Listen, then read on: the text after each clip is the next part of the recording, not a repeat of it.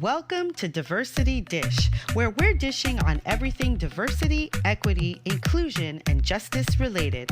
My name is Sedruola Maruska, and we're bridging the gap between what needs to be said and what needs to be heard. Those individual experiences that are often ignored or simply dismissed. Sometimes I'm dining alone, sometimes I'm dining with friends, and sometimes I'm dining a la carte. No matter how I'm dining, it promises to be delicious. Let's dig in.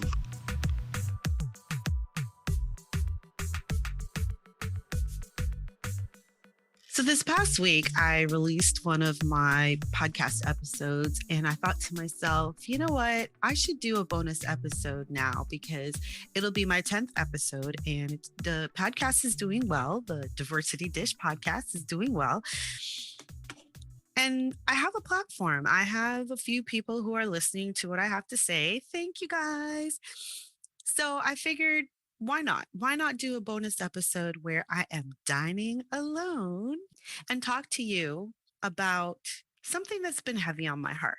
What I want to talk to you about, and you're going to hear me flipping pages and stuff because I wrote down some notes, and I think that it's important for you to know that I'm doing some homework. But I wanted to talk to you about what happens when we don't vote.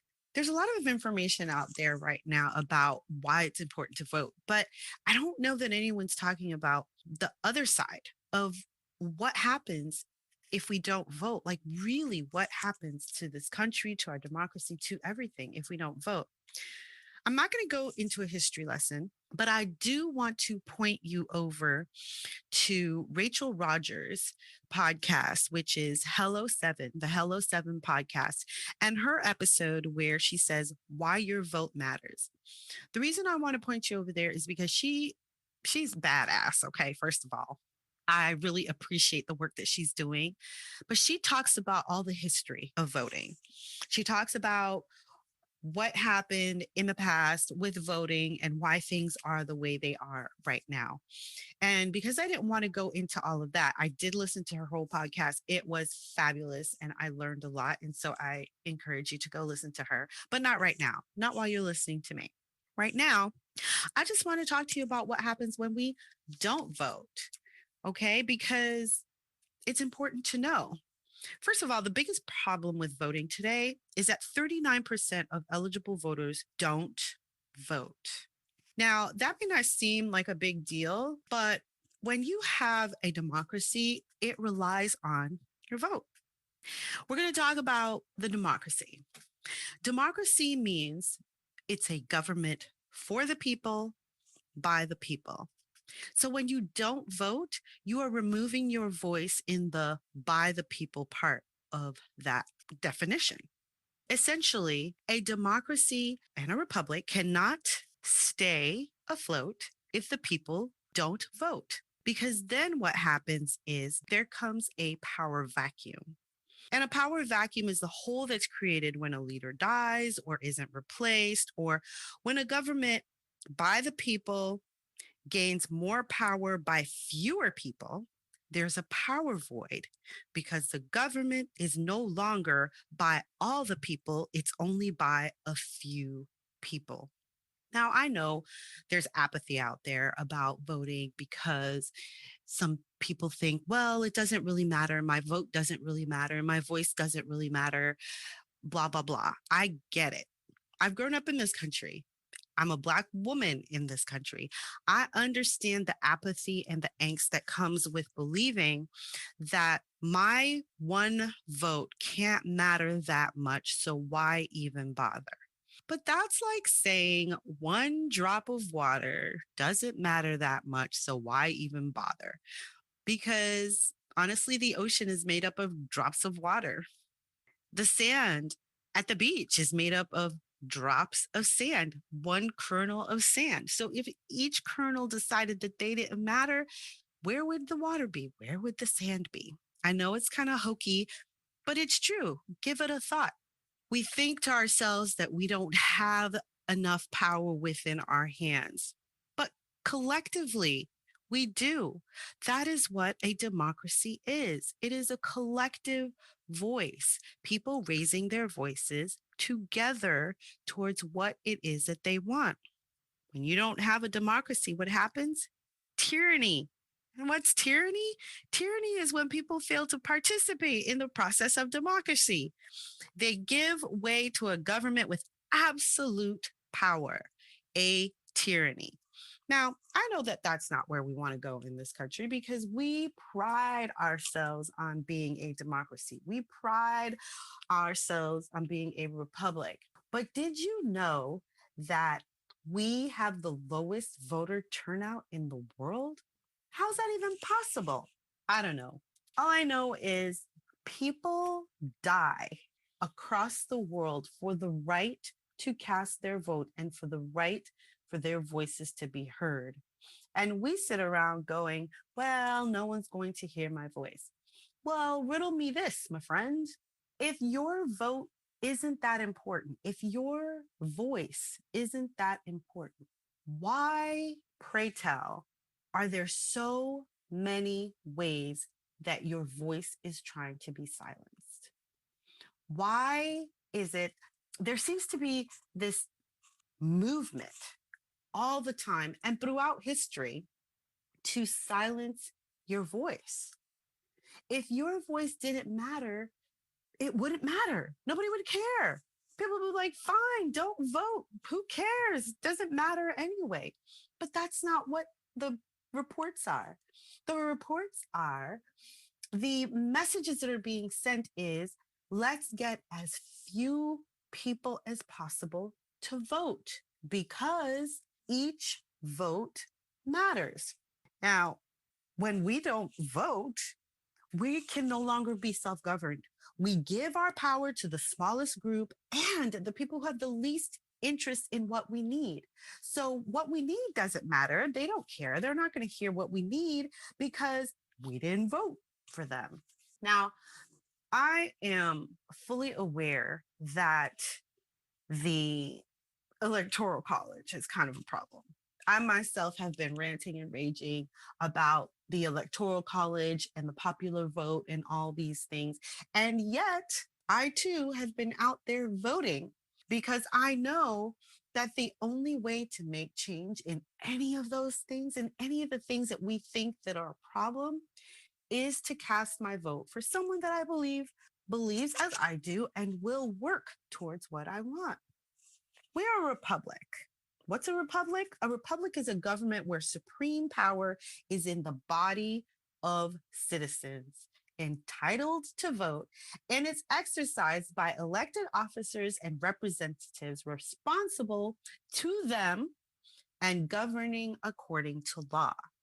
That means that the people we elect are responsible to us, the people, and the law to do what the people request of them to do. Do we want to lose our republic?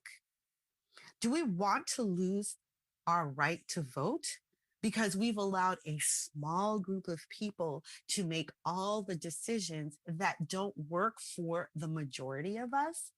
I'm going to venture to say that you don't want that to be the case. I know I don't want that to be the case. So when I go to vote, I take my children with me.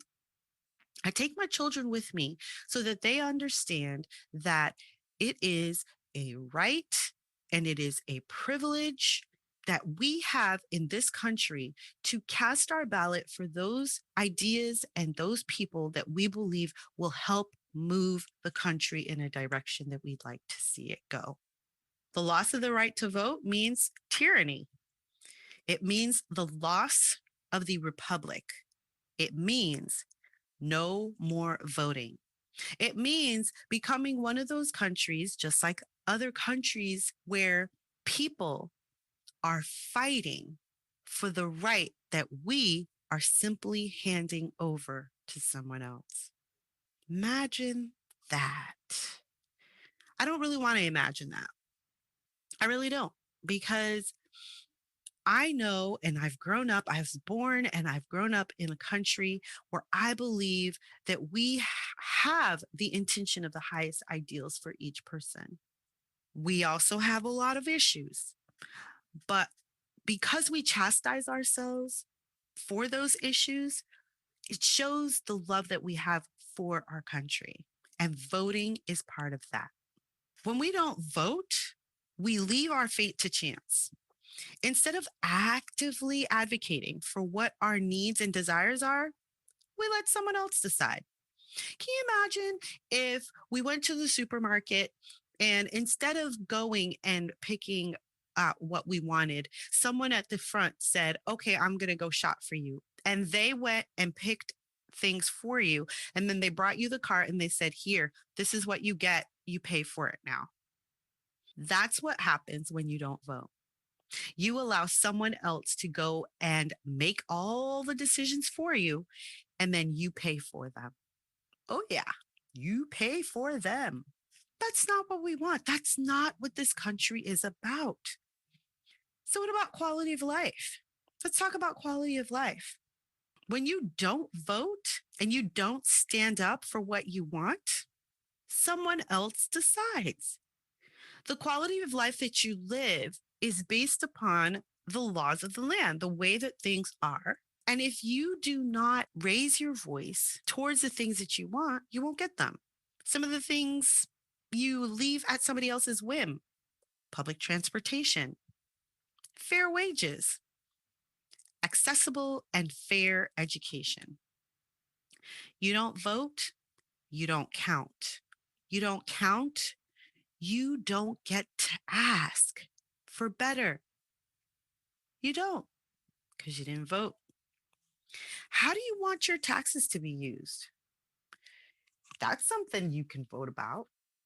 Referendums that come up on the ballots in states, those are the things that you need to learn about and vote about. Referendums talk about what to do with certain infrastructure. They talk about what to do with money allocated for education. They talk about whether or not you want marijuana to be legal. They talk about same sex marriage. All these things come about because of voting. If you believe that love is love and everyone should have the right to marry, and you don't go to the polls, you're part of the problem because you haven't cast your vote to say, yes, this is something that I want. So your elected officials can't go in and say, oh, yes, most of the people in my constituency want this. No, they'll go with the people who voted. If that's not you, that's not your voice being heard. The president, the Senate, and then the House, if we don't vote people into those branches that are listening to what our needs are, then all right, we get what we get. We get what we get. A more representative government with more representative candidates won't happen if you don't vote. If you don't vote, economic interests will favor big business because big business can pay lobbyists. And then lobbyists go in to talk about what the big business wants. And no one talks about what you want because you didn't vote for the person that would be able to go in there and talk about what you wanted. When you don't vote, when you don't show up, you lose the opportunity to be able to affect change when it comes to minimum wage increases, better healthcare, and better schools. When you don't vote, the candidates that win don't go in with a mandate. Going in with a mandate means that the people voted this person in. And not only did they vote this person in, but they voted for this person overwhelmingly, which means that that candidate knows for sure that their people want certain things and they will work for those things. When someone barely gets in and they have to rely on the lobbyists to pay the bills, they're not worried about what your voice says. They're not worried about what your vote says. They're more worried about where the money's coming from. They're more worried about the lobbyist interests. Having a mandate means that they are empowered. When we don't vote and the candidate just squeaks by, they're less empowered. That means that our voices are quieter, more silenced. They're not being heard. Now, you may think that because you're young and you're not buying a house right now, or you don't have any kids right now, there's very little that you think affects you in terms of voting right now. But do you know that voting anyone into office can affect life for a decade or two? That means if right now you are 18 years old and you're brand new to being able to vote and you choose not to vote because none of it's going to matter to you, in 10 years when you're 28, you're going to be complaining about certain things that you probably could have voted about when you were 18 that are going to still be in effect when you're 28. And likely at that time, you've got a partner. You may have children. You've got a job. You're probably got a mortgage. Then we go 20 years, 2 decades. Now you're 38. And the things that you could have voted on at 18 are still affecting your life now, but you didn't vote because it wasn't going to affect you then. Imagine that. That's how voting works. If you don't vote, then you're making a decision not just for today, but for years to come. So maybe it's not going to affect you personally today. And maybe it's not even going to affect you personally at all. Later on, it affects. We all are affected by the decisions that we make today. It's the same in everything, and voting is no different. You decide not to vote today because it's not going to affect you. It might affect you tomorrow, but you already left your voice in the void, not voting, way back when. College affordability. That is something that elected officials can work on. Does that affect you today? Does that affect you tomorrow? Maybe it doesn't affect you now, but if your plan is to go to college anytime later, or if your plan is to send your children to college anytime later, I think it's going to affect you. Healthcare. You're not sick. You're nice and healthy. You don't think it affects you right now. But let's say you were to get into an accident, some type of accident, just on the street, at home, while you were walking. Does it affect you now? And just because it doesn't affect you, does it affect someone you know? Voting is not only about yourself, it's about your community. It's about a collective. It's about a collective of people saying, this is what we'd like to see. This is the quality of life we'd like to have. And voting for the person who is best qualified to bring those ideas and issues to the forefront, to our government. Climate change. Are you a proponent of climate? Do you understand how climate change works? Does it bother you that we seem to be on a boat to, I don't know, the inferno? Or no? Either way, voting now means something will happen later. Remember, you're not just voting for today. You're not just voting for the next 4 years. Laws stay on the books for a long time. So you're voting today for tomorrow. Are you looking forward to tomorrow? Or do you just think that it's going to just be happenstance, just happen on its own? I doubt that you think that. Racial inequity. Do you have a problem with what's going on in the community right now? At work, in the streets? Do you have a problem with that? Does it bother you? Maybe it doesn't bother you. I don't know. But does it? Voting for things that will make things more equitable now helps to create a more equitable future. There's so many other things. Immigration. How does that affect you? Or maybe not affect you, but maybe affect your community or someone that you know. Or maybe it doesn't affect anyone that you know. But are you okay with kids being in cages? Are you? If not, voting is how you change it. Gun control, criminal justice system, workers' rights, LGBTQ rights, reproductive rights, taxes, foreign policy, congressional redistricting. These are all things that you leave for someone else to deal with when you don't vote. When you don't vote, all those things I just mentioned are on the table with people who may not see it the way you see it, and therefore may not vote for the future that you envision. The only way to work on making a difference later is by making a difference today. And then beyond that, how many of our military people died so that we can have the right to a republic? How many civilian heroes have died so that we could have the right to vote?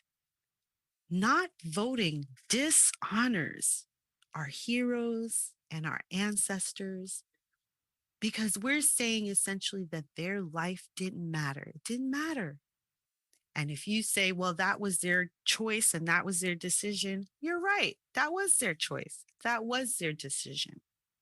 But what you are enjoying now was because of the sacrifice that they made then. If you don't vote and you have a problem with the way that things are going, you're just a complainer.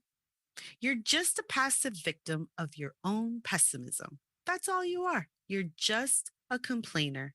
You're not someone who is actively working to make a difference. You think that someone else's decision is better for you than you making a decision for yourself. You lose the right to complain since you're not doing anything to change things. If you don't vote, you can't say much. With your vote, you can look out not just for yourself, but for others. You can look out for the needs of others, those who cannot vote, the most vulnerable in our society. It may not affect you right now, but like I said, down the road, you don't know. But it may affect someone that you know and someone that you love, your community, the way that things are done and the way that they impact you. So thinking that voting is not important kind of sucks. I know there's voter suppression. Absolutely. We know that, right? ID laws, purging of the voter rolls. But you know why those things are in place?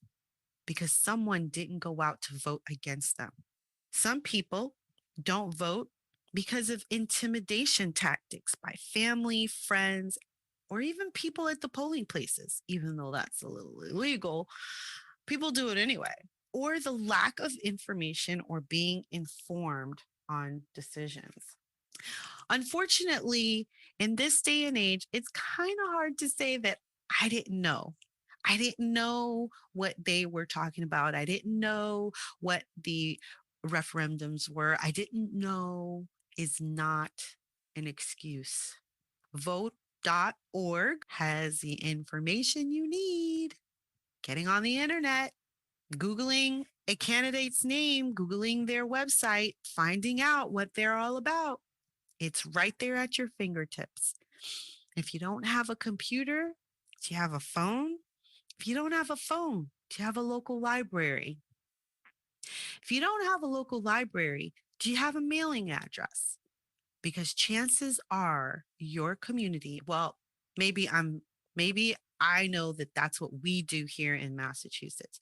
We get a booklet months before voting begins that tells us the candidates and what they stand for, as well as the articles that we're voting on. It tells us the articles and it tells us why people say yes and why people say no.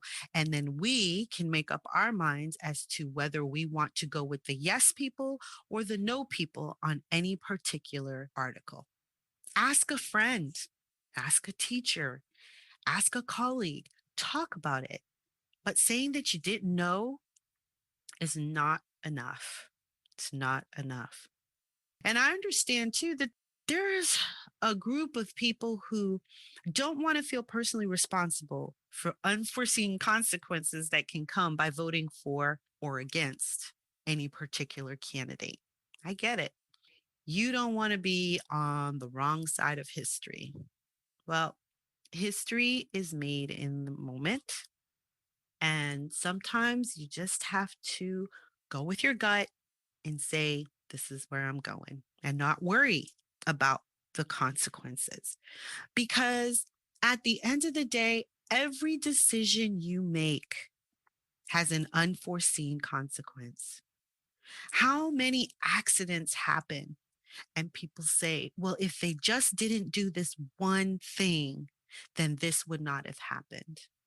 So many things are chalked up to that.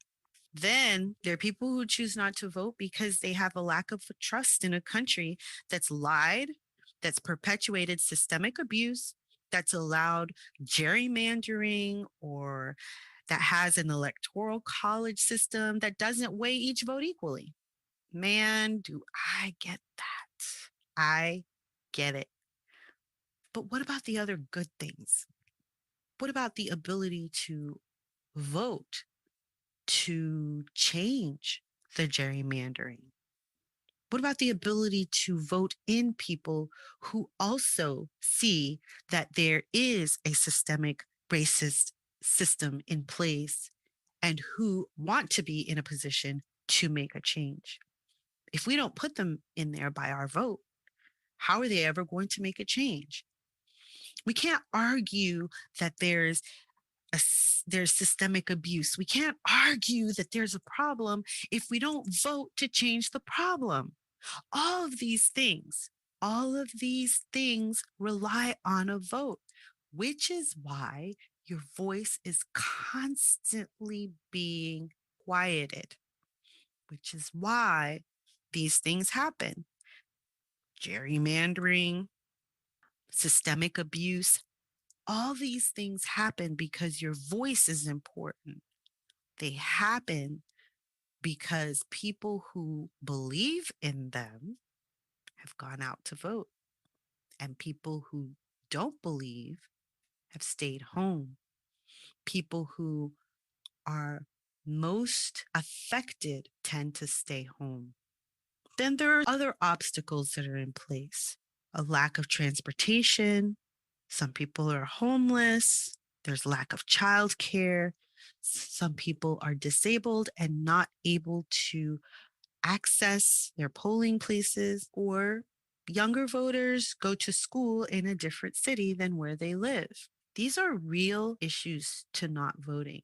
But if you are a voter that can vote, that has the ability to get to a polling place or mail in a ballot, then it is your responsibility to vote for those who are unable to vote for things that may be in their interests, even if they're not in your interests right now. So, what happens when we don't vote? Basically, we make a decision that'll affect our lives for decades to come. Every time you don't vote, you make a decision that will affect your life for decades to come. You make a decision about the type of country you want to live in, the type of community you want to live in, the work opportunities you want to have, the wages you want to have, the type of access you want to have to education. You make a decision about all those things, and that decision doesn't matter. When you don't vote, your voice doesn't count. And when all those things come up, when information for all those things come up, when voting for all those things come up, your voice isn't heard. So, what am I asking you to do? I'm asking you to make your voice heard. I'm asking you to make your voice heard, not for your interests. If you don't think that any of it matters for you right now, then make it for someone else. Make it for someone else. But in 10 years, it will matter to you. And hopefully you made the right decision so that in 10 years, it's working for you. And then in 20 years, it's working for you. We get the opportunity to vote many times in our lifetimes because it's not just about the presidential vote or those who come up for vote at the same time as the president. It's about the community votes, the city votes, the town votes. It's about the state legislature and the state votes. It's about the Senate and the House votes that come up. It's about all those votes, making sure that your voice is heard all those times. I can't express it more than by saying every time you vote, you are voting for yourself, whether you understand it, whether you believe it now or not. Every time you cast a vote, you are voting for what you believe. And every time you skip the polls, you're saying, I don't care. It doesn't matter. Let someone else make the decision for me. I'm not going to do it. And trust me, there are plenty of people out there who are willing to take your vote for you. Plenty of people who are willing to make the decisions for you. And then when you find yourself at the wrong end of legislation, it's too late. So whether you believe it affects you now, or it'll affect you in 10 years, or in 20 years, or maybe it'll affect someone that you know, please go out there and vote. Voting is a privilege that some are still fighting and dying to get. Voting is a right that you have as a citizen of this republic because we are still a republic. We are still a democracy. But the more people that don't vote, the less people that will vote, the more of a void we create and the more unstable our government for the people, by the people becomes. Hi, if you enjoyed this episode, please be sure to subscribe, download, rate, review, and share, because it's no fun if your friends don't know what you're talking about. Join us next time when we'll be talking to Kevin Hoffman about growing up Black in white. We'll see you then.